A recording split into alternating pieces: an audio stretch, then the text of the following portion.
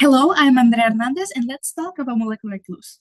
These are a novel type of drug that stabilizes the interaction between a target protein and E3 ligase, which is an enzyme that catalyzes the proteasomal degradation of the target protein.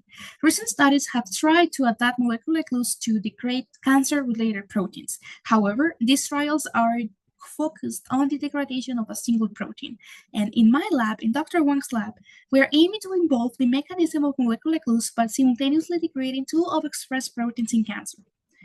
BRT4, a transcriptional and oncogene expression regulator, and PLK1, a regulator of the checkpoints in the cell cycle.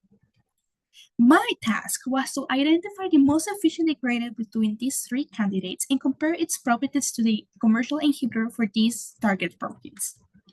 To do this, we performed a Western blot assay to measure the degradation ability of our compounds.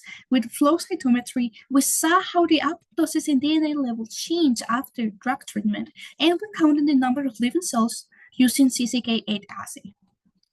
The results of our Western blot showed that the compound BPD-05 at 10 micromolar had a great degradation ability for BRT4 and PLK1. So we moved forward and compared this compound to the commercial inhibitor.